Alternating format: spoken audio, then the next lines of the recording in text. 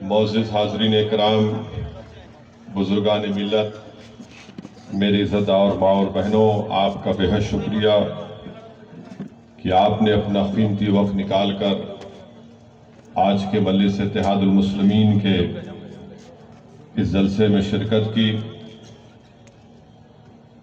मैं जब यहाँ पर आ रहा था तो मुझे किसी ने रास्ते में पूछा कि असदुद्दीन ओवैसी साहब आप कहाँ पर जा रहे हैं। तो मैंने कहा कि नागपुर को जा रहा हूँ। तो बोले आरएसएस के नागपुर को जा रहे आप। तो मैंने उनसे कहा कि नहीं भाई, मैं ताजुद्दीन बाबा के नागपुर को जा रहा हूँ। मैं उस्मान शेख, मोहम्मद हाशिम, रफ़ीक मियाँ और मोहम्मद याकूब के नागपुर को जा रहा हूँ, जिन्होंने अंग्रेज़ों के ख़िलाफ़ क्विट इंडिया के मूवमेंट में अपनी जान की अजीम कुर्बानी को पेश की। मैंने उनसे कहा कि मैं याकूब हसन सेठ के नागपुर को जा रहा हूँ, जिन्होंने मुस्लिम लीग को छोड़कर टू नेशन थियोरी की मजम्मत की थी। मैंने आखिर में उनसे कहा कि मैं उस नागपुर को जा रहा हूँ जो बाबा साहेब अम्बेडकर की दीक्षा भूमि है, जहाँ पर उन्होंने हजारों की तादाद में अपने साथियों के साथ हिंदुइज्म को छोड़कर बौद्ध मज़हब को इख्तियार किया। तो अल्हम्दुलिल्लाह अल्लाह सुब्हानहू व तआला का करम और फजल है, उसने तौफीक दी कि मैं आपके दरमियान में खड़े होकर, और वो भी एक अल्लाह के वली के आस्ताने के साए में खड़े होकर आपसे कुछ बात करने की अल्लाह ने मुझे तौफीक दी। मेरे अजीज दोस्तों और बुजुर्गों, अभी आपने मुझसे कबल मजलिस इत्तेहादुल मुस्लिमीन के तर्जुमान से तफसीली गुफ्तगू उनकी सुनी। मजलिस के जिम्मेदारों ने अपनी ज़बान से सच्चाई को बयान किया। हमारे working president doctor Gaffar Qadri साहब ने उन तमाम अहम चीज़ों को आपके सामने रखा। मैं सिर्फ आपके दरमियान में इसलिए खड़ा हूं कि आपको ये बताने के लिए कि अभी आपके सामने शकील पटेल साहब ने और डॉक्टर गफ्फार कादरी साहब ने इस बात को रखा कि नागपुर शहर में कई स्लम इलाकों को, झोपड़पट्टियों को यहाँ की एडमिनिस्ट्रेशन ने, यहाँ की सरकार ने उनको रेगुलाइज किया और उनको हक़ मिल्कियत उनको अता की गई, उनको दी गई। मगर अफसोस इस बात का है कि जहाँ पर मुसलमान आबाद हैं वहाँ पर उनको वो मिल्कियत का कागज उनको नहीं दिया जाता है।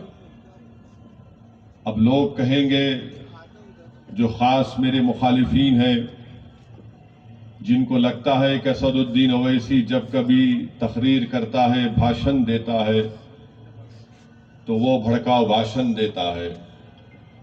मुझे उसकी कोई फिक्र नहीं है, क्योंकि जब मैं तकरीर करता हूँ तो अल्लाह से यही दुआ करता हूँ कि रब्बे करीम तो मुझसे, मेरी ज़बान से सच्चाई को बयान करने की तौफीक अता फरमा। मैं हमेशा अल्लाह से ये दुआ करता हूँ कि अल्लाह, मैं जालिमों के डर से अपनी ज़बान को बंद ना कर लूँ, बल्कि सच्चाई को बयान करूँ। और सच्चाई आप मुझसे बेहतर जानते हैं कि सावित्री भाई फूले जो झोपड़पट्टी है, वहाँ पर सर्टिफिकेट दे दिया गया। लीज का सोनिया गांधी के नाम से जो झोपड़पट्टी है, वहाँ पर इंसाफ कर दिया गया। नंदनवन झोपड़पट्टी है, वहां पर आपने कर दिया। अब ताजाबाद का जब नाम आता है तो इनके पेट में दर्द शुरू हो जाता है और लीज का कागज नहीं देंगे। क्यों नहीं देंगे? क्योंकि बड़ी तादाद में यहाँ पर मुसलमान बसते हैं। फिर 50 साल से धोबी नगर है, झोपड़पट्टी है वहां पर नहीं करेंगे, माजरी का इलाका है वहां पर नहीं करेंगे, ताजनगर है वहां पर नहीं देंगे, बंजारा बस्ती है वहां पर नहीं देंगे। तो फिर ये आखिर ये तासुब क्यों, ये भेदभाव क्यों? अगर देना है तो सबको दो। जब गरीब की गरीबी को बुनियाद बनाकर उसको इंसाफ करना चाहते हैं तो फिर आप भेदभाव क्यों कर रहे हैं? भेदभाव तो आप कर रहे हैं कि आपको सत्ता में आप बैठकर आपकी आंखें कमजोर हो जाती हैं जब नाम मुसलमान का आता है। ये इनकी तासुबियत है, ये इनकी नफरत है। और फिर आप देखते हैं कि नागपुर में 2 डेवलपमेंट अथॉरिटी है, एक महानगर पालिका है और दूसरा नागपुर इंप्रूवमेंट ट्रस्ट है। एनआईटी तो डेवलपमेंट के नाम पर पैसे ले लेती है कि यहां पर रोड बनाएंगे, सीवरेज लाइन बनाएंगे, पानी की लाइन बनाएंगे, मगर जहां पर मुसलमान और दलित लोगों की आबादी है वहां पर डेवलपमेंट नहीं किया जाता, पीने का पानी साफ नहीं आता। फिर ये भेदभाव क्यों? जब आप डेवलपमेंट के नाम पर टैक्स कलेक्ट कर रहे हैं तो आप सबको सहूलतें फराहम करिए, और जब नहीं करते और हम बयान करते हैं, हमारे जिम्मेदार मजलिस के इसकी आवाज उठाती है, तो इनको लगता है कि ये कौन है जो हमको ललकार रहे हैं। हम उनको बताना चाह रहे हैं कि आपको नहीं बल्कि पूरे सिस्टम को हम ललकारते हैं। हम नाइंसाफी के खिलाफ आवाज बुलंद करते आए और आवाज बुलंद करते रहेंगे। आखिर क्यों नहीं नागपुर में एक स्लॉटर हाउस बनाया जाता जहां पर हुकूमत की निगरानी में भैंस को काटा जाए? मगर आप नहीं स्लॉटर हाउस खोलते हो। जो कुरैश बरादरी का गरीब है, जो बरसों से उनका प्रोफेशन है, उनका काम है, आप उन पर जुल्म करते हैं। तो ये मसाइल हैं नागपुर के।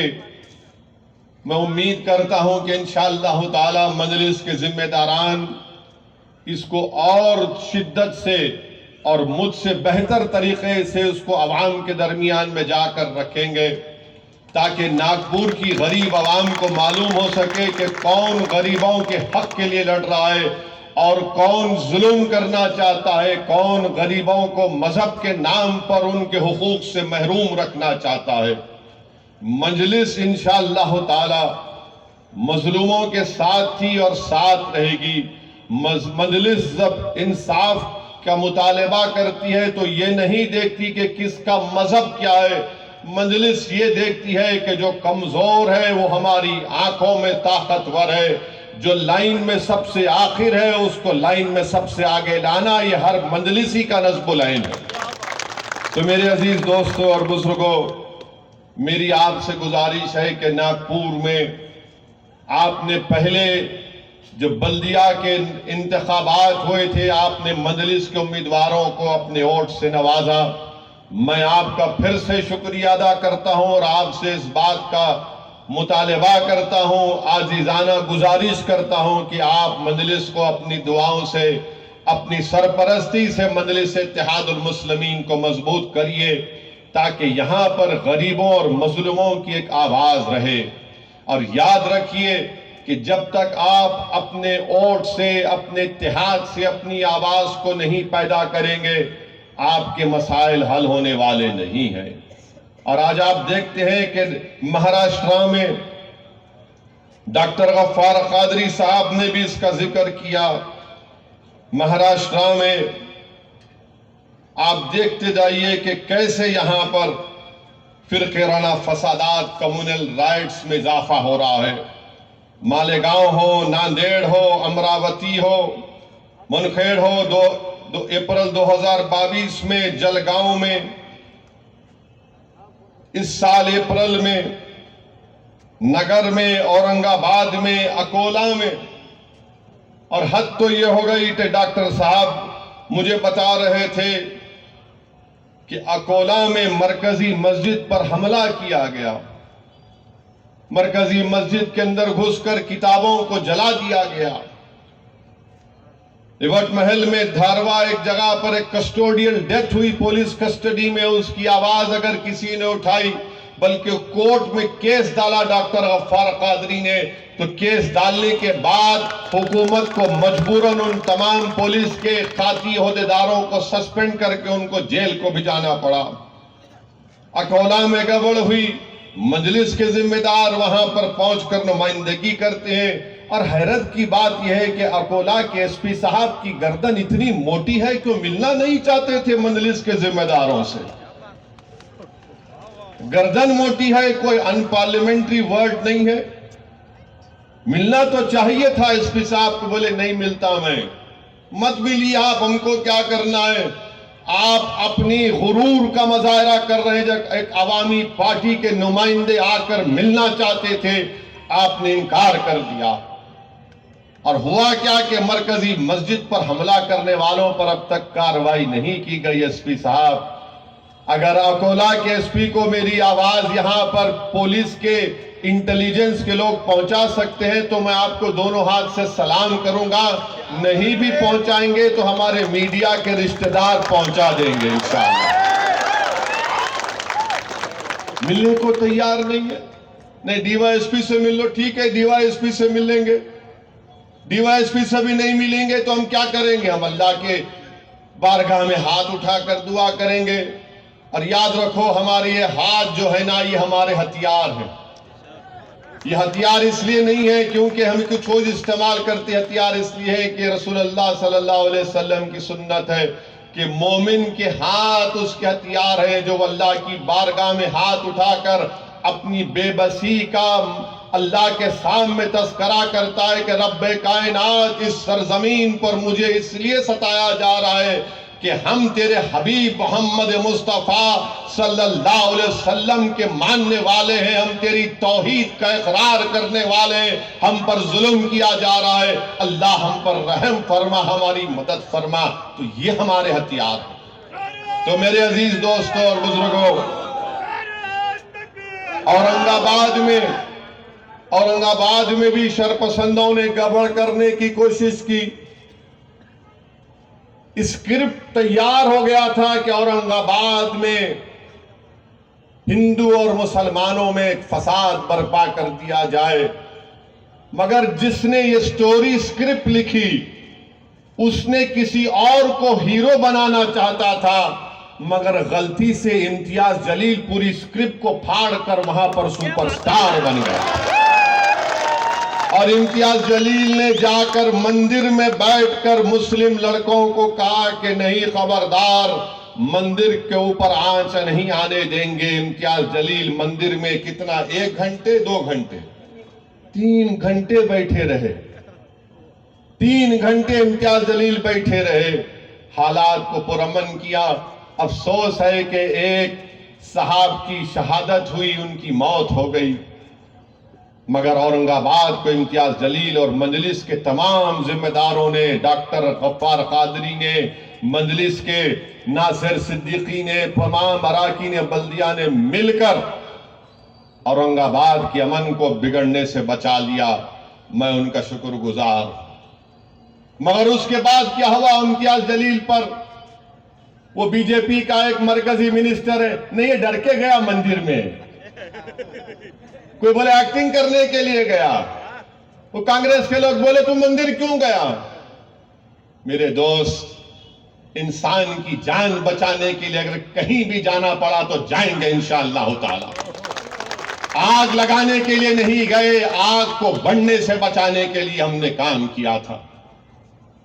मंदिर को बचाना भी हमारी जिम्मेदारी है, मस्जिद को बचाना भी हमारी जिम्मेदारी है, और सबसे बड़ी जिम्मेदारी एक रुकने पार्लिमान की, सियासतदान की, सियासी पार्टी की है कि इंसान की जान को बचाया जाए, शहर के अमन को बचाया जाए। वो काम औरंगाबाद में किया, मगर अफसोस कि अकोला में ऐसा हुआ। मुख्तलिफ मुकामात पर फसादात हो रहे हैं महाराष्ट्र में। ये फिक्र का लम्हा है, जो हुकूमत है उनको सोचना चाहिए कि क्यों हो रहा है। शिंदे और फडणवीस की ये जो जोड़ी है, इनको सोचना चाहिए कि ये क्यों हो रहा है। और अफसोस मुझे इस बात का होता है कि महाराष्ट्र में 50 ऐसे जलसे हुए,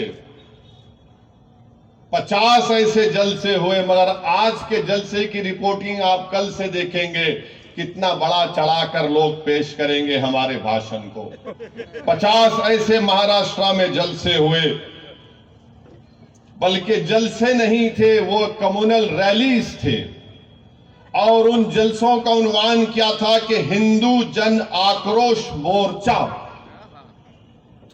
ये पूरे के पूरे आरएसएस के इशारे पर ये तमाम 50 ये कम्युनल रैलीज महाराष्ट्र में हुए, जिसके जलसों में सिर्फ और सिर्फ किसी एक समुदाय के खिलाफ अगर जहर उगला गया तो मुसलमानों के खिलाफ, जिसका जिक्र सुप्रीम कोर्ट में भी हुआ हालिया दिनों में।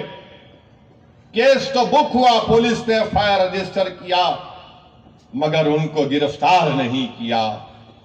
हम पूछना चाहते हैं उन लोगों से जिन्होंने ये जन आक्रोश मोर्चा निकाला, अरे भैया गुस्सा किस बात का है आपको? गुस्सा किस बात का है आपको? शिंदे मुख्यमंत्री बन गए हिंदुत्व के नाम पर। मोदी ने कहा कि मैं हिंदू राष्ट्रवादी हूं तो मैं प्रधानमंत्री हूं, तो आपको आक्रोश किस बात का है?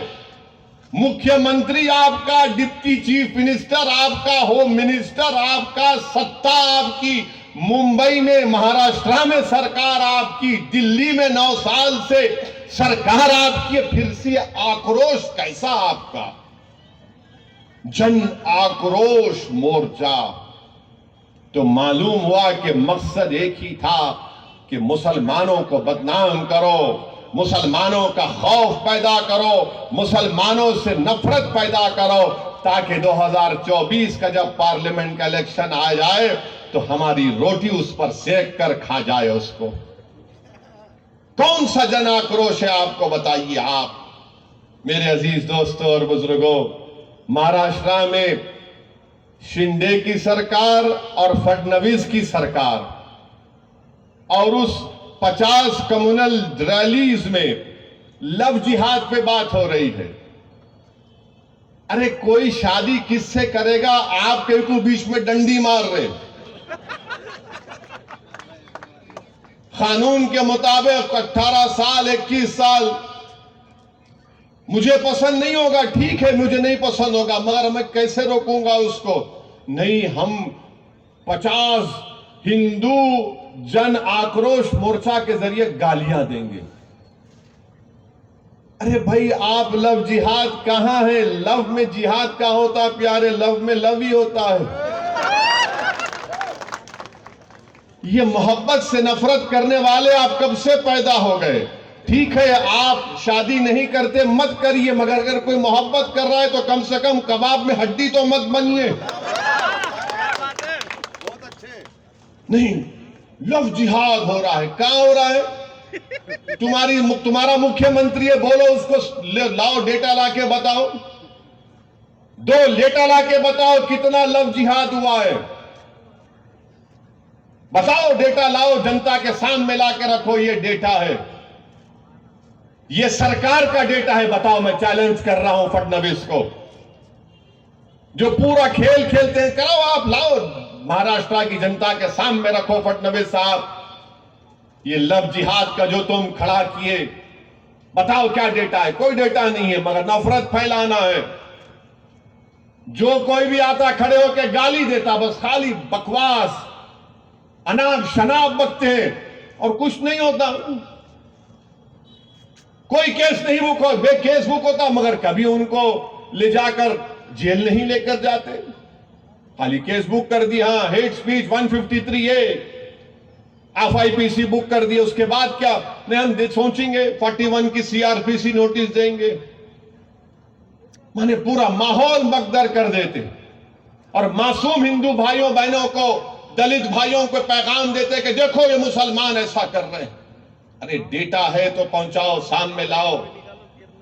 और फिर आप लव जिहाद भी बोलते और बोलते यूनिफॉर्म सिविल कोड भी लाएंगे। जब यूनिफॉर्म सिविल कोड आएगा तो फिर ये कहां जाएगा, फिर बताओ। इसके बारे में कोई जिक्र नहीं करेंगे।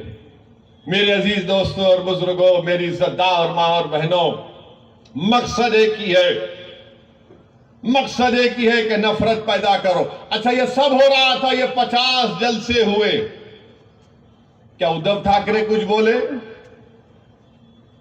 क्या पवार साहब कुछ बोले? क्या कांग्रेस के जितने जो नेता अभी बचे हुए हैं वो कुछ बोले? नहीं, कुछ नहीं बोले। क्यों नहीं बोले? अरे कुछ बोलेंगे तो खामखा वो वोट जो आ रहा हमको नहीं मिलेगा। अब आप बताइए, इसमें फिरका परस्ती को कौन बढ़ा रहा है? मैं जो आपके सामने खड़ा हूं, इन तमाम पार्टीज ने यह तय कर लिया कि सबसे बड़ा मुजरिम अगर है तो ओवैसी है। इसकी वजह से होता है, इसकी वजह से यह होता है। और जो सेकुलर पार्टी के जो गुलाम हैं, जो सेकुलरिज्म के पुजारी हैं, जिनकी जबान नहीं थकती मुझे गाली देते देते, बताओ तुमने अपनी जबान को क्यों नहीं खोला? इन तमाम जब जलसे हो रहे थे, गाली दो, मुझे इल्जाम लगाओ, कोई फर्क नहीं पड़ता है, क्योंकि मेरी खबर में तुम आने वाले नहीं है, अशर के मैदान में ना तुम आने वाले। मगर जितना तुम गाली दे रहे, याद रखो मैं तो खुश होता हूं, क्योंकि तुम्हारे अच्छे अमाल इंशाअल्लाह उस मैदान में मेरे पास आ जाएंगे, अगर है तो तुम्हारे पास। गाली दो मगर बोलो तो सही। नहीं, 1940 में ऐसा हुआ था, जंगे आजादी में ऐसा हुआ था, संविधान में ऐसा कर दिया गया था। अरे तारीख को पढ़ना है ना तो खुल के पढ़ो। मैं तुम्हारे सामने खड़े होकर, नागपुर की आवाम के सामने खड़े होकर तारीख को बयान कर रहा हूं।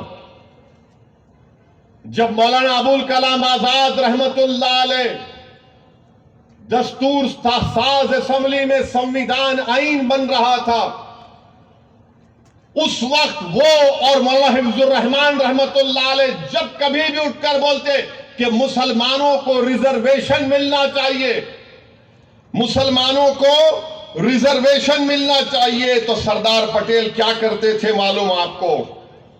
सरदार पटेल ये करते थे कि दो मुसलमानों को मौलाना आजाद और मौलाना हिफ्जुर रहमान रहमतुल्लाह अलैह के सामने खड़ा कर देते थे। वो कौन थे? एक का नाम पटेल था, एक का नाम बेगम साहिबा था। और ये लोग खड़े होकर क्या बोलते थे? मौलाना आजाद और हिफ्जुर रहमान मुसलमानों को अक्सरियती तबके से मिलने नहीं देना चाहते हैं।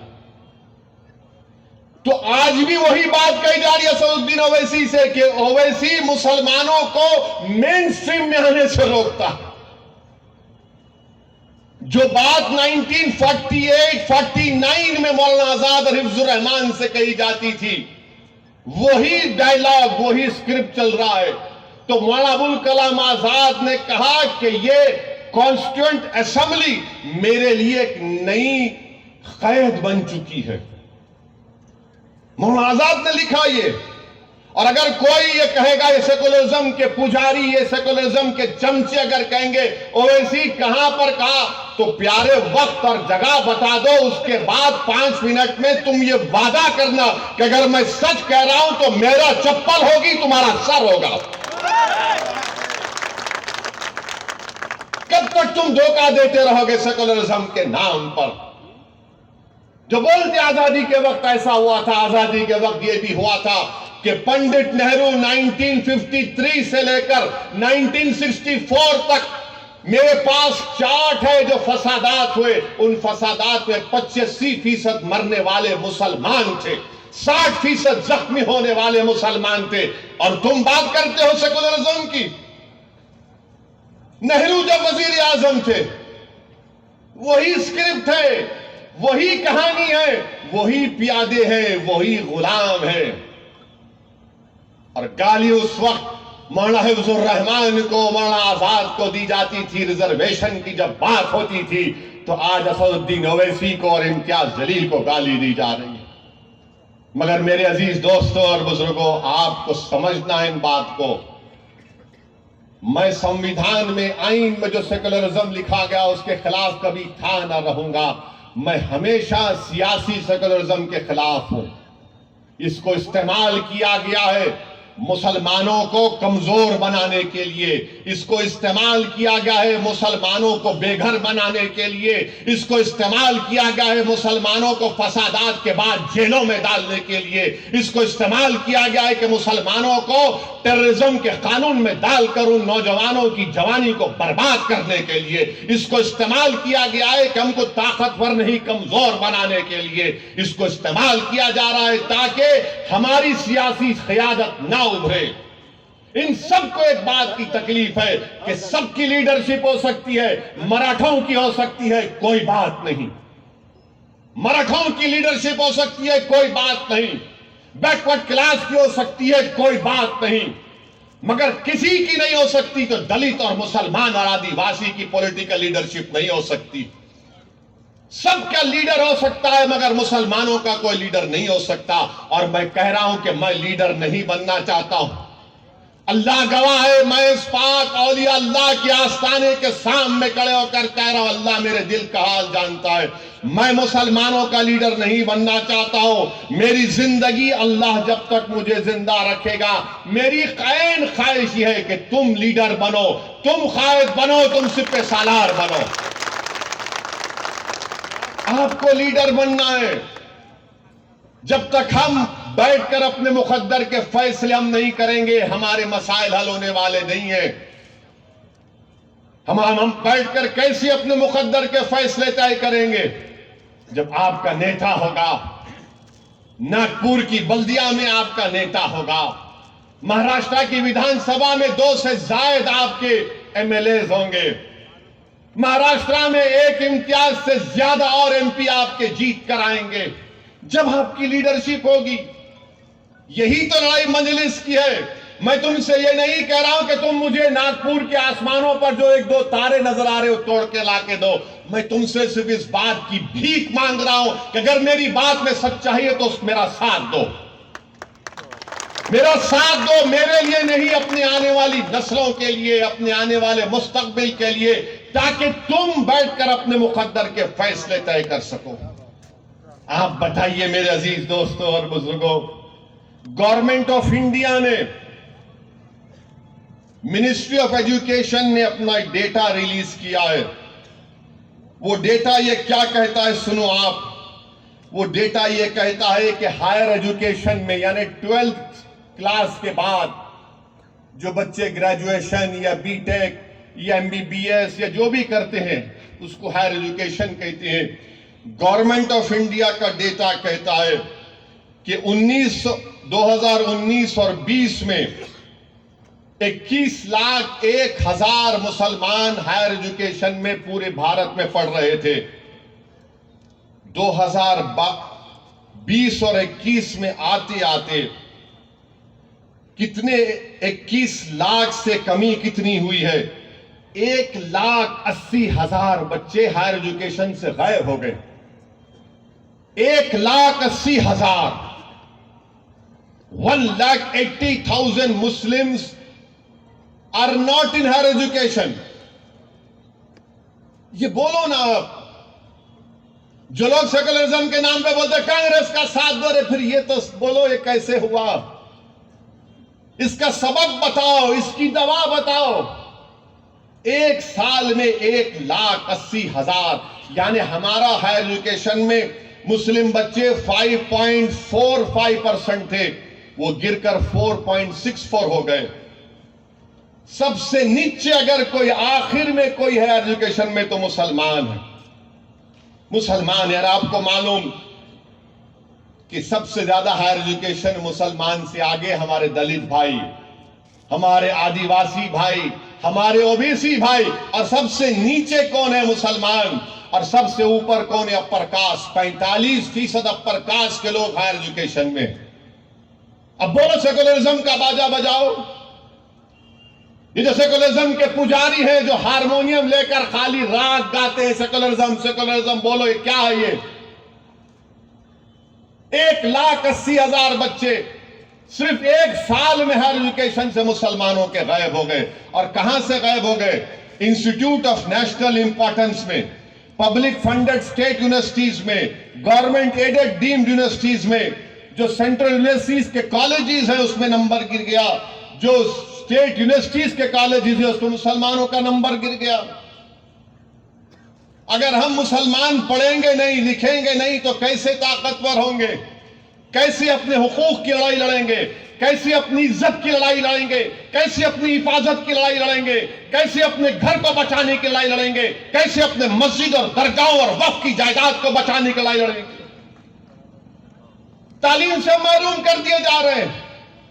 और आपको मालूम, महाराष्ट्र में, उत्तर प्रदेश में बाबा की सरकार है जो हर बात पे बोलते गोली मारो। उत्तर प्रदेश में 58,365 मुस्लिम बच्चे निकल गए। महाराष्ट्र में कितने निकले? 15,428 बच्चे। अब लोग बोलते हैं ये ओवैसी से पूछो तेलंगाना में क्या हुआ। तेलंगाना में इजाफा हुआ है। कितना इजाफा हुआ? 7,000 बच्चों में इजाफा हुआ है। खाली 7 में थालियां मत मारो। ये थालियां मार मार के तुम लोग ट्रेन में देखते ना, थाली ट्रेन में कौन मारता। तेलंगाना में मंजलिस के 7 एमएलए, कोई मंत्री नहीं बनेगा जब तक मैं जिंदा रहूंगा इंशाअल्लाह। सब संतरी बन के, खादिम बन के काम करेंगे गरीबों का और मजलूमों का। 7,000 इजाफा हुआ है तेलंगाना में। गवर्नमेंट ऑफ इंडिया का डेटा है। ये जो बीजेपी आरएसएस वाले जो ओवैसी को गाली देते हैं, ये जो कांग्रेस के गुलाम, इनके दुम छल्ले जो सेकुलरिज्म के पुजारी हैं, बताओ इसका जिम्मेदार कौन है? तुम सेकुलरिज्म, अरे कहां का सेकुलरिज्म है मुझे बताओ? कहे का सेकुलरिज्म है? क्यों नहीं मुसलमान तालीम हासिल करते? अब यहां से कोई बैठेगा बीजेपी कांग्रेस वाला, बोलेगा ए पढ़ते नहीं ना मुसलमान, इनको पढ़ने का शौक ही नहीं है, इनको खाली कारखाना होना, पंचर की दुकान होना, मैकेनिक होना, उन्हें ड्राइवर चलाना, फ्रूट का कारोबार करना। अरे जालिमो, तुम झूठ पे झूठ बोल रहे हो। मुसलमान इसलिए नहीं पढ़ा सकता अपनी औलाद को क्योंकि तुम्हारी सरकार हमको पढ़ाना नहीं चाहती, हमारे बच्चों को। तुम स्कॉलरशिप का इंतजाम करो, देखो कितने बच्चे पढ़ते हैं। आप बोलेंगे कहां से बोल रहे तुम? तेलंगाना में मुस्लिम बच्चे और बच्चियां गवर्नमेंट की मजलिस की नुमाइंदगी पर तेलंगाना में 65,000 के करीब मुस्लिम बच्चे और बच्चियां 6ठी जमात से 12वीं जमात तक गवर्नमेंट के रेजिडेंशियल स्कूल में पढ़ती हैं। फ्री में तालीम बेहतरीन, उसमें एडमिशन के लिए एंट्रेंस इतना पड़ता, मजलिस नुमाइंदगी करी तो हायर एजुकेशन में जाते। पैसे नहीं है, नौकरियां नहीं मिलती तो मुसलमान बोलता अरे भाई पढ़ लिया तो भी नौकरी मिली गई कि। और तीसरा ये वजह कि जो देखता है कि पूरे मुल्क में उसको कभी गाय के नाम पर मारा जा रहा, कभी गोश्त के नाम पर मारा जा रहा, कभी दाढ़ी के नाम पर मारा जा रहा, कभी पिक्चर के नाम पर मारा जा रहा। एक डर का माहौल पैदा कर दिया हुकूमत करने वालों ने।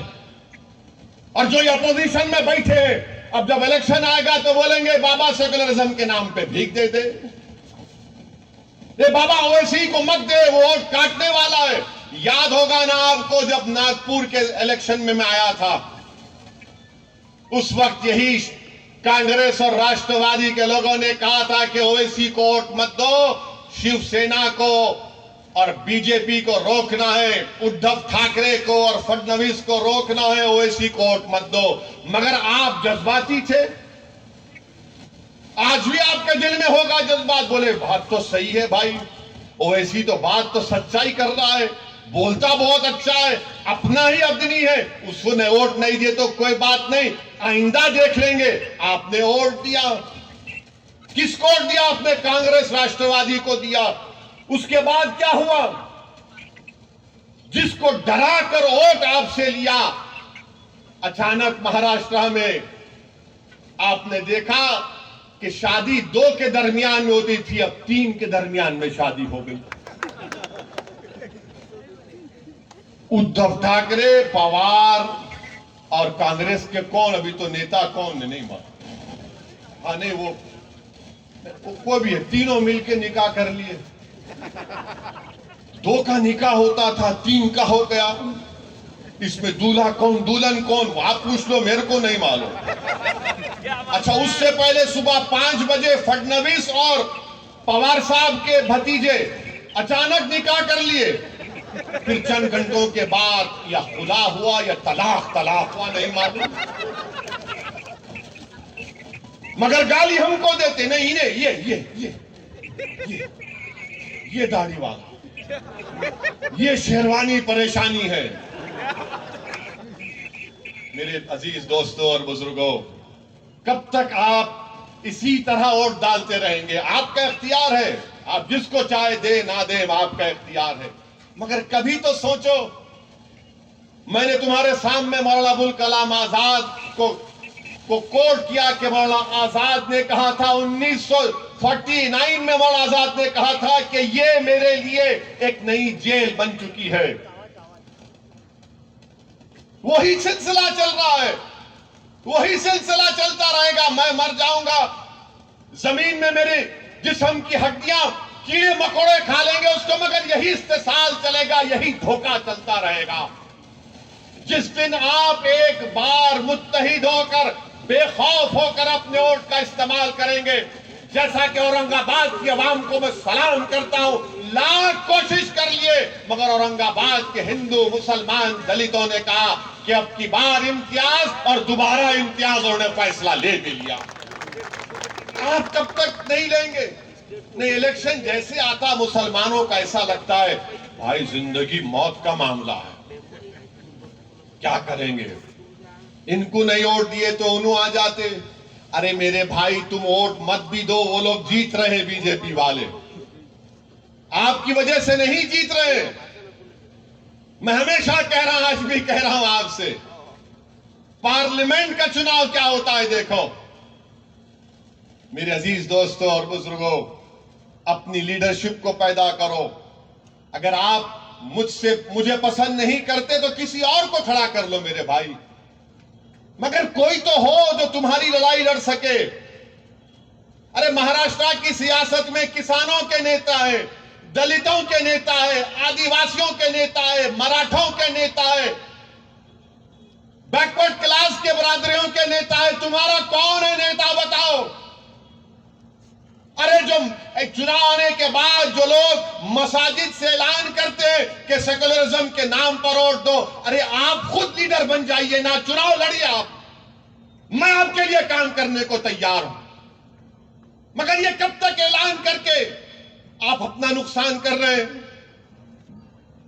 नई पार्लियामेंट की बिल्डिंग बना दिए मोदी जी,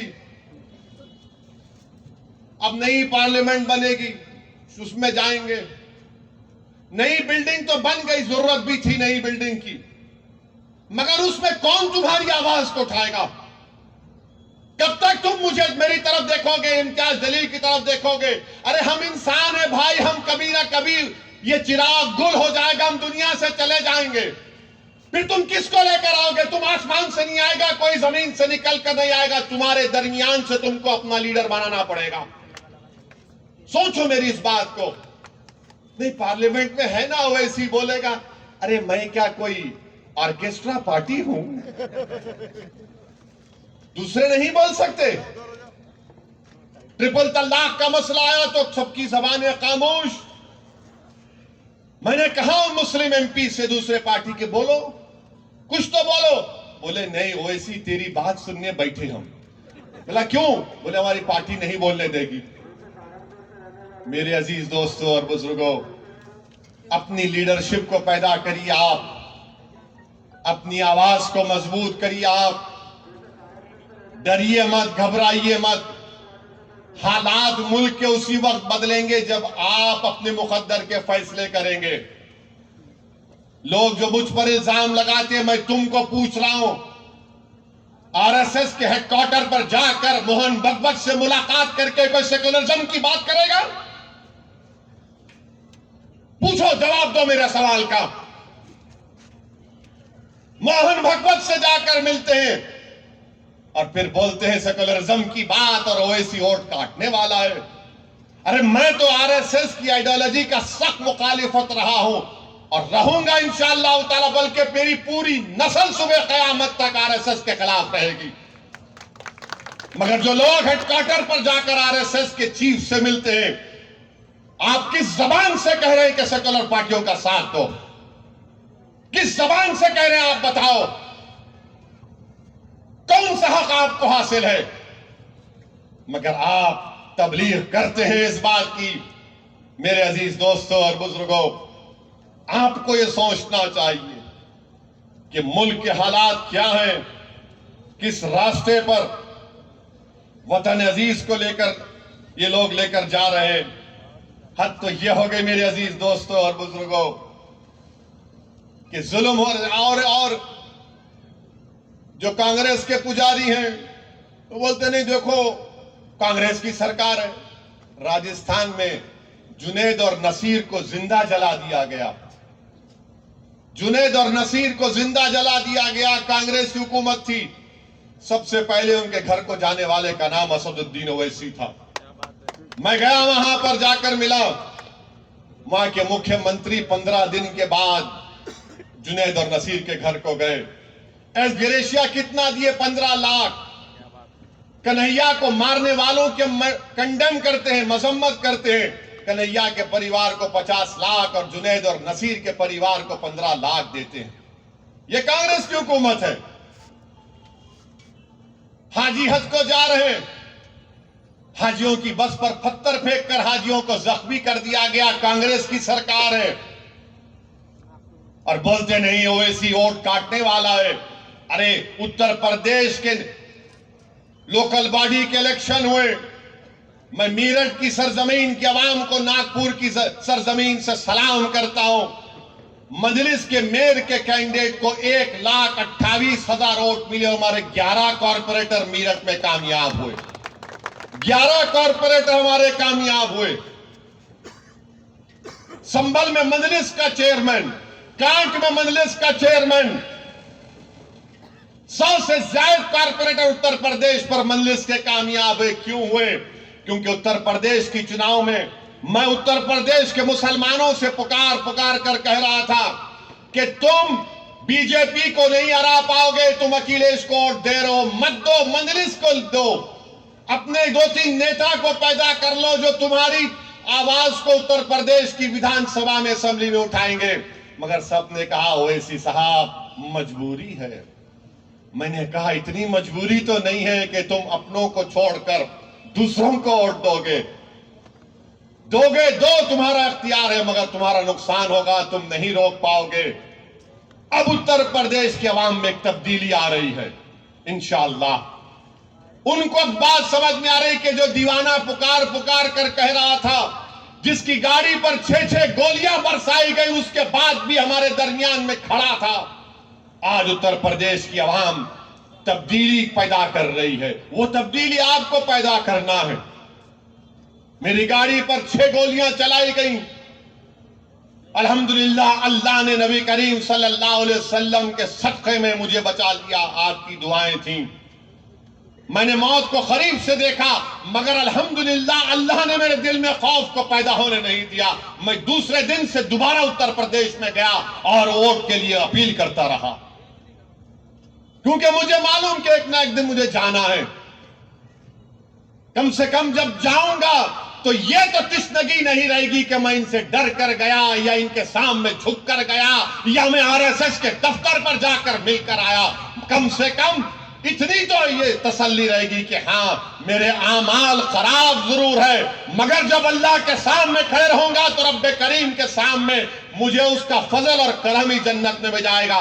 मगर मेरे दिल में यह मलाल तो नहीं होगा कि मैंने जालिमों से समझौता कर लिया था, मैंने मजलूमों की आवाज नहीं उठाई थी।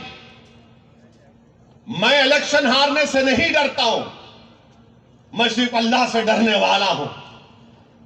डर नाम की चीज ओवैसी के करीब आ नहीं सकती इंशाअल्लाह ताला।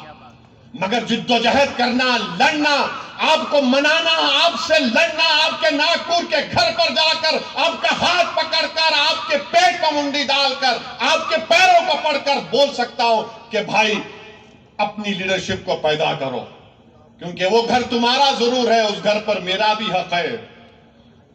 जिस घर में हय्या अल सलाह हय्या अल फलाह की सदाएं दी जाती हैं, जिस घर में सजदे अल्लाह की बारगाह में किए जाते हैं, जिस घर में अल्लाह के कलाम की तिलावत होती, जिस घर में हिजाब पहना जाता, वो मेरा घर है, वो मेरा घर है, रहेगा मेरा घर।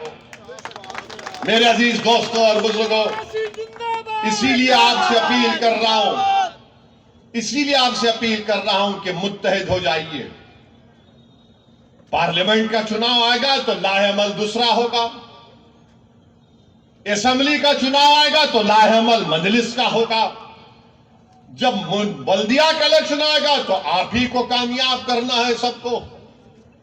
जब औरंगाबाद में 27 कॉर्पोरेटर कामयाब हो सकते हैं तो नागपुर में 11 क्यों नहीं हो सकते? इंशाअल्लाह जरूर हो सकते हैं मेरे भाई, बशर्ते कि आप मुत्तहिद रहें।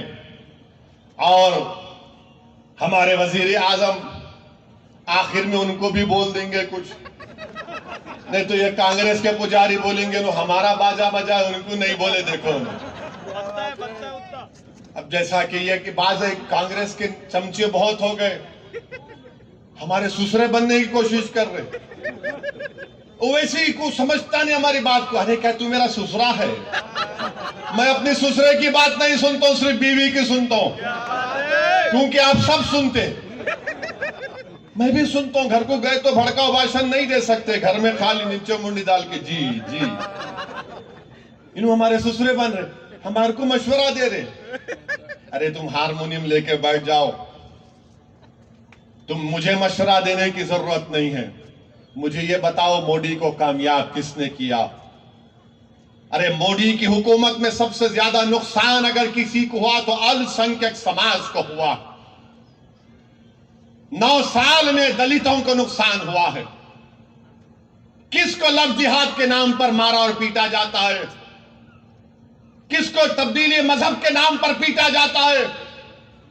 किसको गोश्त के नाम पर मारा जाता है? किसको सिटीजनशिप छीनने के लिए CAA का कानून कौन बनाता है? कौन बनाता है बताओ मेरे भाई? सबसे ज्यादा तो यही हो रहा है। UAPA का कानून बनाया गया, अमित शाह ने बनाया, उस कानून में अगर जेलों में सड़ रहे तो सबसे ज्यादा दलित, आदिवासी और मुसलमान। 8-8 महीने 2-2 साल बेल नहीं होती है, क्योंकि UAPA का कानून बीजेपी कांग्रेस ने तायीद किया। ये 9 साल का रिकॉर्ड है प्रधानमंत्री का। और मैं फिर से कह रहा हूं कि जब तारीख लिखी जाएगी नरेंद्र मोदी के सियासी लेगेसी की, तो उसमें जरूर लिखा जाएगा कि प्रधानमंत्री जब मोदी थे तो मुसलमानों को मार्जिनलाइज कर दिया गया, मुसलमानों को एलियनेट कर दिया गया, और मोदी के 300 के MP में एक भी मुसलमान MP नहीं है, एक मुसलमान मिनिस्टर नहीं है। हिजाब के खिलाफ कानून बनाती है बीजेपी जब मोदी वजीर आजम होते हैं। मेरे अजीज दोस्तों और बुजुर्गों, बीजेपी अगर जीत रही है तो कांग्रेस की वजह से, ये सेकुलर पार्टियों की वजह से जीत रही है। इनमें इतनी ताकत नहीं है कि मोदी को रोक सके, मगर इनमें इतनी ताकत है कि झूठ पर धोखा देकर आपका वोट ले सके। अगर मोदी को हराना है तो आइडियोलॉजी पर मुकाबला करो, मोदी को हराना है तो देश की जनता को RSS और मोदी के खिलाफ करो, मोदी को हराना है तो बेरोजगार नौजवानों को हुकूमत के खिलाफ खड़ा करो, मोदी को हराना है 24 में तो किसानों को सामने खड़ा करो, गरीबों को सामने खड़ा करो, जिनकी आमदनी कम हो चुकी है। अगर आज एक मजदूर 100 रुपये कमाता था तो आज सिर्फ 50 रुपये कमा रहा है, और एक अमीर अगर आज 100 रुपये कमा रहा था तो आज 120 रुपये कमा रहा है। मगर ये लोग मोदी से मुकाबला करना नहीं जानते। ये कहना चाहते हैं कि सबसे बड़ा हिंदुत्व का नेता कौन है। इसीलिए महाराष्ट्र में आप देख रहे कि कांग्रेस और शरद पवार मिलकर उद्धव ठाकरे को मुख्यमंत्री बनाना चाहते हैं, जिसने विधानसभा में खड़े होकर कहा था कि हां, हमने बाबरी मस्जिद को शहीद किया था। जब तुम ये कहोगे और इसको मुख्यमंत्री बनाना चाहोगे तो फिर मोदी को कहां रोक पाओगे। मेरे अजीज दोस्तों और बुजुर्गों, मेरी आपसे दवन गुजारिश ये है कि आप मजलिस इत्तेहादुल मुस्लिमीन को मजबूत करिए। और मुझे यहां पर एक शेर किसी का था या किसी का एक डायलॉग था याद आ रहा है कि तुम्हारा गम है गम, तुम्हारा गम है गम, मुसलमानों का गम ख्वाब व कहानी है क्या? तुम्हारा गम है गम, मुसलमानों का गम ख्वाब और कहानी है क्या? तुम्हारा खून है खून, हमारा खून पानी है क्या? वाखिर दावन अल्हम्दुलिल्लाह रब्बिल आलमीन। आपका बेहद शुक्रिया, आप आए, मजलिस को मजबूत करिए। अल्हम्दुलिल्लाह रब्बिल आलमीन।